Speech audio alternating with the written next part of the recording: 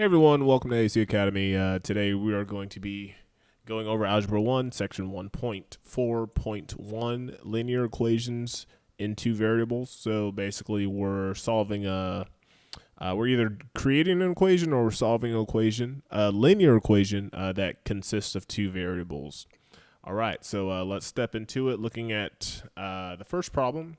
First problem states, an organization has a monthly budget of X dollars, right? So I'm going to write this out on the side as I read through the question. And usually during tests, I recommend you do this as well, just so if you forget something or if you're in a rush and you gotta reference something really fast, you can always just look at the side for this information, right?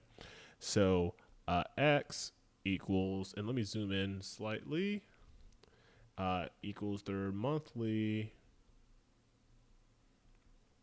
budget. Okay. And let's say snacks equals $2,000, right? Every month, $2,000 is spent on snacks. $2,000 is spent on snacks. 1/4 of the remaining budget is spent on monthly activities. So monthly activities.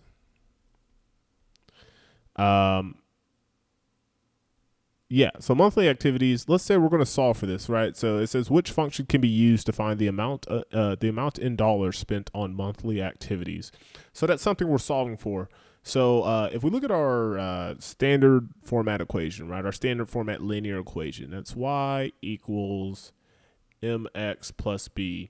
Generally, y is something we're solving for, right? And again, m is the slope and b is the y-intercept.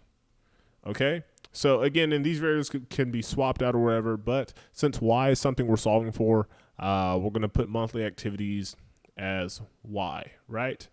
Okay. So looking at the information we have X being the monthly budget. Snacks are going to be $2,000 per month, right? So first thing I want to look at, looking over here, is everything in the same time format, right? So some questions might get you as in they'll say, oh, X is your daily budget, right? And then they're asking for your monthly activities, and they'll say snacks are $2,000 a month, right? So if a variable was in days, let's say and the month was, I'm going to make this up, March, right? There are 31 days in March. I think. And so you would have to convert that to months. So you would multiply this by 31, right? So just first thing, make sure that all these variables that you have or all these inputs that you have are in the same time units, right? The second thing we're going to do, we're going to try to create the equation using this standard format. Here, we know monthly activities equals y. So I'll write this in two ways. Y equals you have a monthly budget of X dollars, right? So, your monthly budget of X dollars. Every month, $2,000 is spent on snacks, right? And you want your monthly budget is the total amount that you're able to spend. Okay? So we have, I'm going to leave this y here. We have X being your monthly budget, 2,000 being spent on snacks every month. And I'm trying to explain this just so maybe like something to, I guess, click for you or whatever, rather than just writing out the equation. Every month we're spending $2,000 on snacks, and 1/4 of the remaining budget is spent on monthly activities, right? So we have X being our monthly budget, and then let's say we have the snacks, and then we have our monthly activities being Y. Okay, so which function can be used to find the amount of dollars spent on monthly activities, which is going to be Y? So how can we solve for Y? Right. So first thing we want to do, and I'm sliding back to this side, monthly activities is equal to 1/4 of the remaining budget, right? Equals 1/4 of the remaining budget. What is the remaining budget equal to, right? The remaining budget is equal to $2,000 spent on snacks,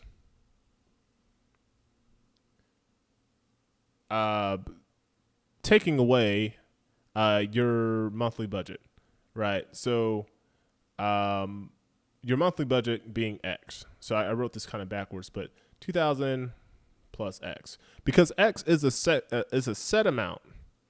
We have a monthly budget, and I'm going to input numbers here, right? We have a monthly budget of, let's say, $10,000. So we're given $10,000 at the beginning of the month. We spend $2,000 on snacks, right? And then we know that we have, for this example, we'd have $8,000 left over in our monthly budget. And then it says 1/4 of the remaining budget is spent on monthly activities. So 1/4 of the remaining budget, which is our monthly budget, minus the amount we spent on snacks. Okay. So let me write this out here. Y, which is our monthly activities,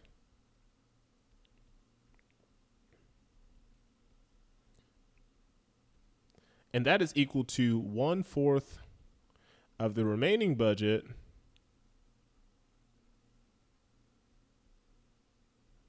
which is equal to X, our monthly budget,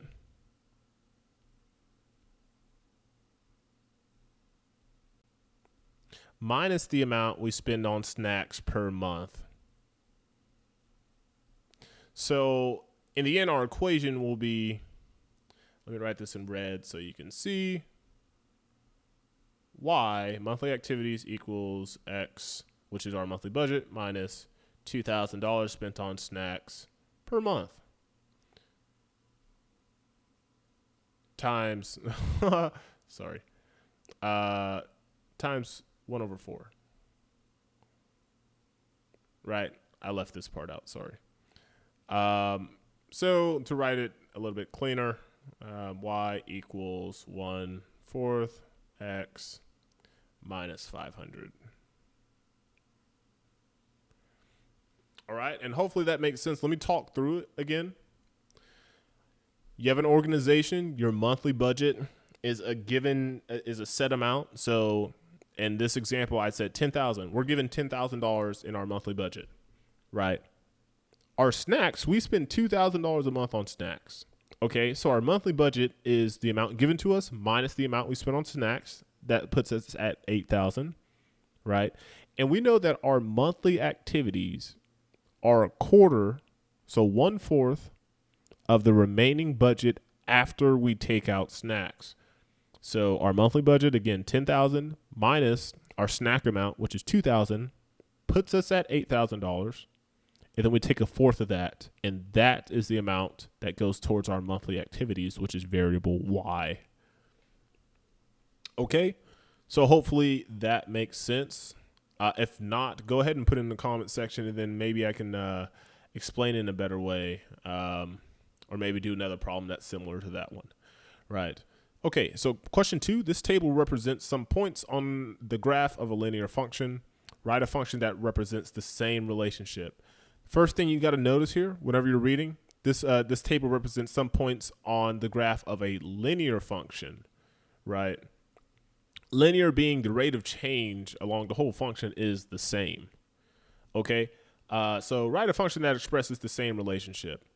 Now, again, using our Y equals mx plus b. Okay, so we're m, I'll write this out again, slope, and b equals the y-intercept, right? So we have this information. Y-intercept is when, what? X equals 0, right? X equals 0. Do we have an X equals 0 here? No, but we have something in between it, right? About there. So let's go ahead and start solving. Now, we know, again, the function's linear, so our rate of change along the whole function is the same. That is like, I guess that's the definition of linear, right? So to draw this out really quick, this is linear, right? The same slope. Here is the same slope here. This is not linear, right? Because you have different rates of change along your whole function. Sometimes you have positive, sometimes you have negative, so on and so forth. So this could be like x to the fifth, x to the ninth, or something like that. Okay, so since the function is linear, we need to find the slope. The slope can be taken at any 2 points. So for this question, let's take it at this point and this point. That is completely random because I thought they were a little bit easier. But slope equals rise over run equals, delta y over delta x. Okay, so again, slope delta y equals negative 16.5 minus negative 7.5 over 2 minus negative 1, right? So I'd probably say get your calculator out for that. If not, then you could do some quick head math, but negative 16.5 minus negative 7.5 would get you negative 9 over 2 minus negative 1, so that's the same as 2 plus 1 would be 3. Right, and this would be negative 3. Okay, so far we have y equals negative 3x plus b. Second thing we do, we get a point. Let's use this one here. And we're going to plug that point into this equation. So we have 3.5, negative 21. We do that to solve for b. Okay, and let me go here. Second point. We're going to plug this in to this equation. So we have y equals negative 3x plus b, y being negative 21. Negative 21 equals negative 3. X is 3.5 here, 3.5 plus b, right? Okay, so 3.5 times negative 3 equals negative 10.5 equals, and that's negative 21 plus b. Add 10.5 here, right? Okay, plus 21. Ooh, 10.5 equals b. So our final equation, y equals m, which is negative 3x plus 10.5. So this is equal to this table. How do we do that? First step, notice that the equation was linear. Understood that if it's linear, the slope across the whole function is the same, right? So we took that, solved for the slope, given any 2 points on that table. We got the slope. We used our standard linear format, y equals mx plus b, plugged it in, and then that got us to this point. After we got there, we said, okay, let's plug in another point on this table into this equation so that we can solve for the y-intercept. We did that. That got us 10.5 here. From there, we just plugged it all together, and we got the equation for the table. Okay, so hopefully that all made sense. If you have questions, go ahead and put them in the comment section. I'll get to them. If you want to see any of these problems done in another way, let me know, and I can make maybe a section review video or something along those lines. But all right, thanks for watching, and I will see you next time.